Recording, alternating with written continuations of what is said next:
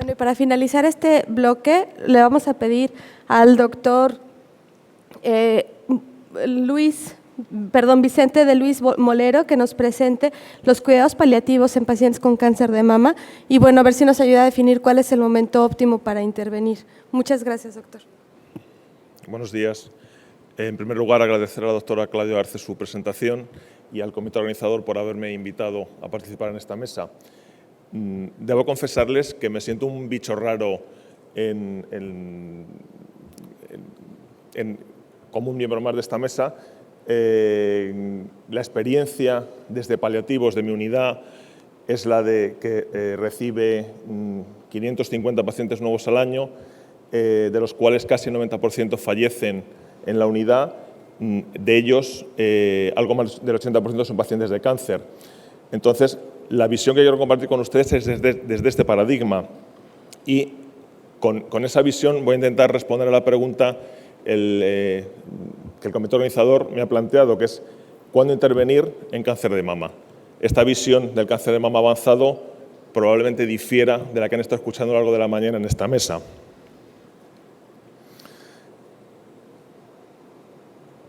De epidemiología no me voy a meter porque saben ustedes más que yo de ello.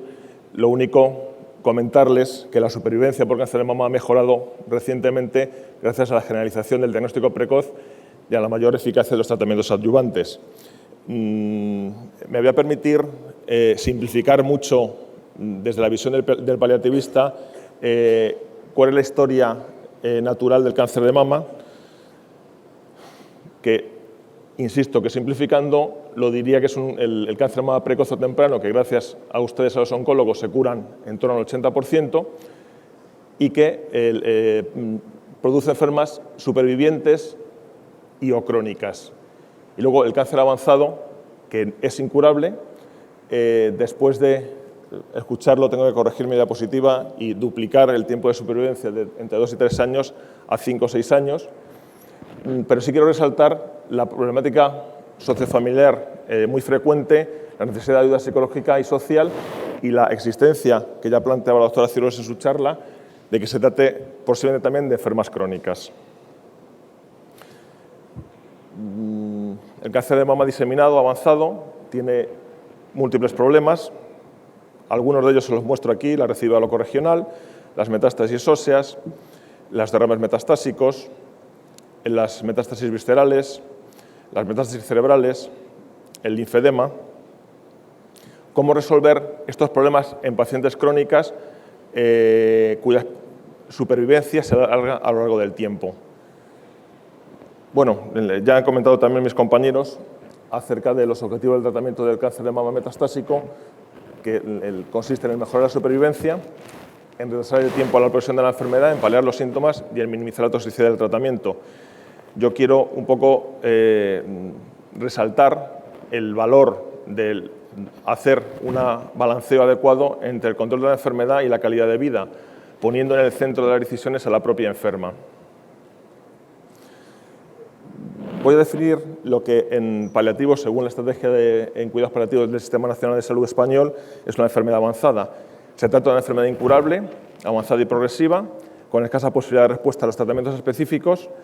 Tiene una evolución oscilante con múltiples crisis de necesidades, producen en el paciente y en general en toda la estructura cuidadora graves repercusiones.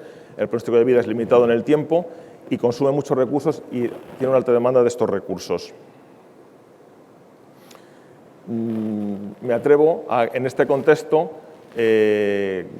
mostrarles una frase de un filósofo catalán que dice que existen enfermos incurables, pero no existen enfermos incuidables. Y eso forma parte de nuestro trabajo diario de todos los que estamos aquí. La definición de cuidados paliativos, bueno, hay muchas definiciones. Yo voy a adoptar una que me enseñó una enfermera que trabajó conmigo muchos años y que la entendía como un proceso en 3 dimensiones. En longitud, que abarca la evolución completa de la enfermedad, desde el momento del diagnóstico hasta la muerte y el duelo. En anchura, porque debe centrarse no únicamente en el paciente, sino en el paciente y las personas que les cuidan, que son la familia y el equipo terapéutico. Y en profundidad, puesto que intenta cubrir no solamente las necesidades físicas, sino también psíquicas, sociales y espirituales. Para cubrir este espectro tan amplio de problemas es necesario contar con un equipo interdisciplinar. Bueno, ahí pongo los profesionales más frecuentes que participan en el cuidado, que son médicos, enfermeras, psicólogos, trabajadores sociales, voluntarios, agentes de pastoral, fisioterapeutas, terapeutas ocupacionales, etc. Quiero hacer un repaso muy breve acerca de los modelos de atención al final de la vida, que no es en el proceso último, en las últimas semanas de vida, sino en el momento de considerar un paciente con una enfermedad avanzada.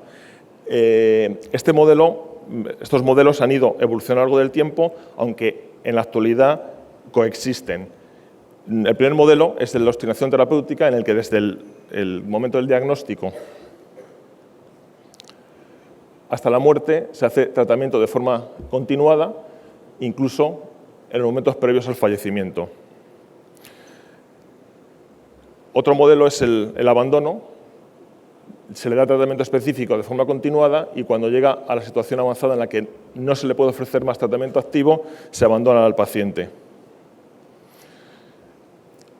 Un tercer modelo es la intensidad curativa y paliativa, en el que se le da el tratamiento específico adecuado. Cuando no se le puede ofrecer más tratamiento activo, se pasa a cuidados paliativos, que hacen un tratamiento intensivo y también hacen un seguimiento de duelo de los familiares después del fallecimiento. El modelo integrado es el que propugna la OMS desde 1986, en el que ven que hay una coexistencia de ambos tipos de atenciones, va disminuyendo el papel del tratamiento específico a medida que se aproxima la muerte y va aumentando el papel de los cuidados paliativos. Y se sigue interviniendo en las etapas posteriores al exitus con el manejo de los familiares en duelo. Y el último modelo, que es el que yo creo más actual y más adecuado, es el anterior, en el que hay interacciones continuas entre, en el caso de las enfermedades oncológicas, los oncólogos y los paliativistas, en que ese manejo va disminuyendo a lo largo del tiempo el tratamiento específico y aumentando el de cuidados paliativos, pero hay interrelaciones para que actúen entre ellos en caso de situaciones de crisis. He querido centrar todos los problemas en el que probablemente sea el más prevalente, el que más preocupa a las enfermas, que es el dolor. Daré algunas pinceladas que me parecen muy importantes para tratar este importante problema. En primer lugar, el concepto de dolor tomado de la fundadora de los cuidados paliativos modernos, Cicely Saunders, que hablaba de un dolor total, en el que no solamente intervenían los aspectos puramente físicos, sino también los aspectos emocionales, espirituales, sociales, económicos y todos los que hacen que el dolor suponga una ruptura de su historia vital.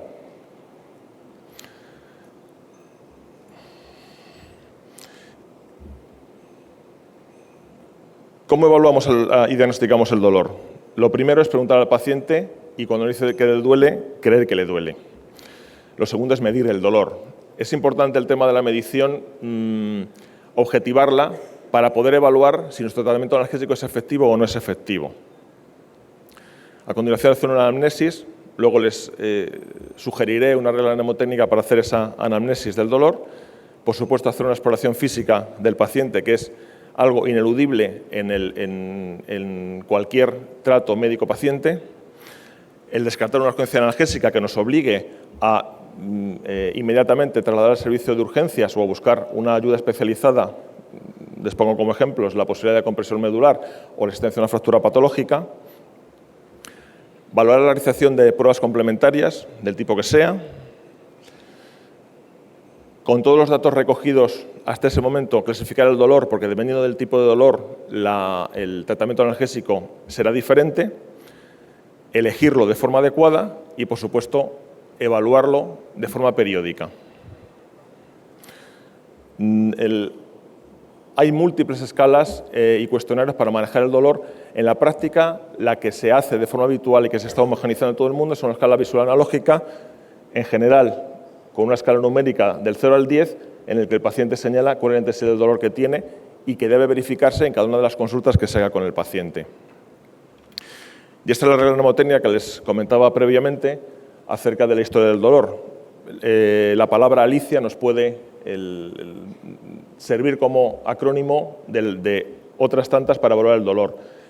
La A de aparición, que aparece, por qué aparece, de localización, en qué lugar está localizado, si este dolor, la I de irradiación, está fijo o si irradia hacia alguna zona, cuáles son las características de ese dolor, cuál es la intensidad medida con la escala visual analógica que les mencionaba antes y qué circunstancias producen alivio del dolor, bien puramente mecánicas o incluso los fármacos que están tomando en ese momento y que les ayudan a reducir ese dolor.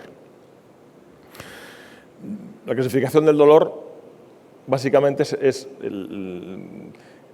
clasificar si es un dolor nociceptivo somático, que es cuando está actuando sobre los receptores de piel, músculos y articulaciones, si es nociceptivo visceral, que activa los receptores viscerales, si es un dolor neuropático, que se produce por una lesión de cualquier punto del sistema nervioso central o periférico o de las vías de transmisión, y es un dolor psicógeno sin causa orgánica.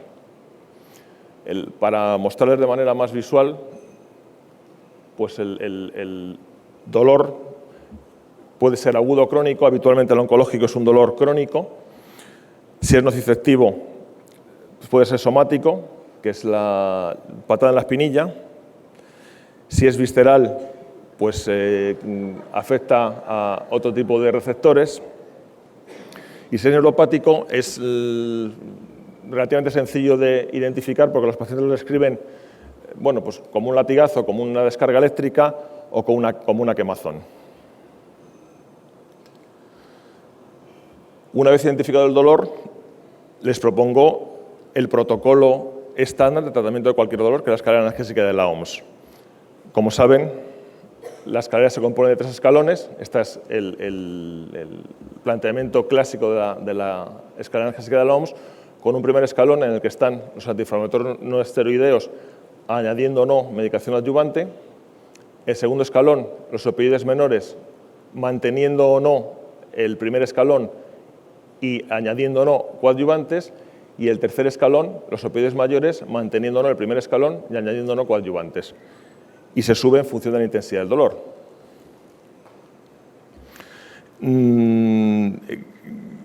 He querido añadir una barandilla de seguridad para no centrar exclusivamente el tratamiento del dolor en el abordaje farmacológico y añado el soporte a la familia, la comunicación y el apoyo emocional. Y después de casi 30 años de uso de la escalera analgésica de la OMS, se ha visto que se puede modificar de manera eficaz añadiendo un cuarto escalón, que es usar los mismos fármacos por vía parenteral o por vía espinal y manteniendo una base, que es el tratamiento antitumoral, el tratamiento de los efectos secundarios que producen los propios analgésicos, fundamentalmente los opioides, y el uso o no de los fármacos adyuvantes, como les mencionaba previamente. Bueno, ¿cómo se suben los peldaños de la escalera de la OMS? Bueno, pues tenemos 2 métodos, el método de escalera y el método de ascensor. El método de escalera consiste en subir la dosis del fármaco que estamos usando del primer escalón, un 30 o 50% del fármaco, y cuando se llega a la dosis máxima sin el dolor controlado se sube el siguiente escalón. Eso lo haces con el segundo y si no lo consigues controlar pasas al tercero. El tercero no tiene efecto techo, los fármacos opioides del tercer escalón, por tanto puedes subirlos de forma ilimitada. Y luego el método de ascensor, que no contempla el subir escalón en escalón, sino que en función de la intensidad del dolor pasa directamente del primero al tercero o del primero al segundo. Vamos a hacer un repaso muy rápido de los opioides, que son los fármacos de elección para el dolor moderado e intenso. Quiero reseñarles que los fármacos eficaces en el dolor oncológico que es crónico e intenso son los opioides agonistas Mu. Respecto a la farmacología de los opioides, se dividen según su actuación sobre los receptores Mu, delta y kappa. En este primer cuadro aparecen lo que son agonistas puros, que son la morfina, la petidina, la metadona, el fentanilo, la codeína, el destropropoxifeno, el tramadol, la oxicodona, que como ven tienen distinta actividad intrínseca sobre cada uno de los receptores. Luego están los agonistas antagonistas, que tienen un efecto agonistas sobre algunos receptores, en general el kappa, y tienen una actividad intrínseca antagonista sobre el receptor mu. Estos fármacos tienen efecto techo y tienen un efecto que no permite subir escalonadamente la analgesia. Nos sirve, pueden ser de buen uso para el dolor agudo, pueden ser de buen uso para un dolor crónico de no mucha intensidad, pero no nos sirven para un dolor crónico intenso. Me comentaba un compañero de ustedes ayer acerca de la nalbufina y le expresaba yo que no es un fármaco de uso habitual en Europa y en paliativos por esa capacidad por ser agonista-antagonista. Los agonistas parciales, como la buprenorfina, tienen una actividad intrínseca limitada y, por tanto, efecto techo. Entonces, tampoco son útiles para el dolor crónico cuando aumenta una intensidad seria. Y, finalmente, los antagonistas puros, que son los que usamos en el caso de que haya una intoxicación por opioides, que son la naloxona y la naltrexona. Quería comentar con ustedes 3 conceptos farmacológicos en el uso de los opioides que nos pueden ayudar a usarlos, que son la afinidad, la actividad intrínseca y la vida media. La afinidad, digamos que es la apetencia que tienen los fármacos por los receptores opioides. Por ejemplo, los antagonistas, como la naloxona y la naltrexona, tienen una afinidad máxima, de tal manera que cuando tú lo administras, sea cual sea el opioide que tenga, los desplaza y conduce a una reversión de los efectos opioides. Luego, la actividad intrínseca, que tiene que ver con, digamos, qué intensidad de actuación tiene ese opioide sobre los receptores. Entonces, esta actividad intrínseca es máxima en los agonistas puros y es baja en los agonistas parciales y antagónica en los agonistas antagonistas. Y luego la vida media. Un fármaco, por ejemplo, el fentanilo transdérmico, tiene una vida media de 3 días. De tal manera que tú puedes antagonizar el efecto, pero solamente durante un tiempo limitado. Si tú, por ejemplo, tienes una intoxicación por el fentanilo transdérmico, tienes que retirar el parche, pero tienes que mantener un goteo con antagonistas de casi 3 días para evitar los problemas susceptibles de ello. Es decir, que el manejo de los opioides exige tener en cuenta estos 3 conceptos a la hora de usarlos. E insisto en que es necesario para el dolor moderado severo el usar agonistas puros de los receptores mu. Los opioides se pueden administrar por múltiples vías. Lo óptimo sería que tuviéramos muchos preparados que se pueden administrar por distintas vías. Eso no siempre es posible.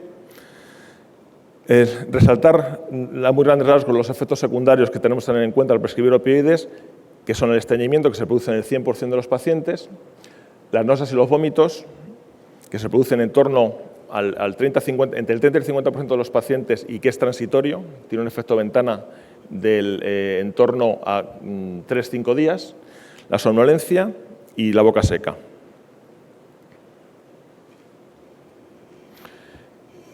Voy a hacer un repaso muy rápido por los opioides más comunes. El tramadol, que es un segundo escalón, prácticamente el más usado y el más útil, y voy a señalar el aspecto más importante que me parece de ese fármaco, en este caso que tiene un doble mecanismo de acción, tanto es un agonista de los receptores mu como un inhibidor de la recaptación de serotonina y noradrenalina. La morfina, bueno, no me voy a entretener en todas sus características, sí debo decirles que por su precio y por la experiencia que tenemos todos, es el opioide de referencia. Es uno de los fármacos que están en el listado de medicamentos esenciales de la OMS. El fentanilo transdérmico, que la ventaja es el mecanismo de liberación por esa vía, que es muy cómoda para el paciente y permite no preocuparte de la dosificación hasta el 3er día.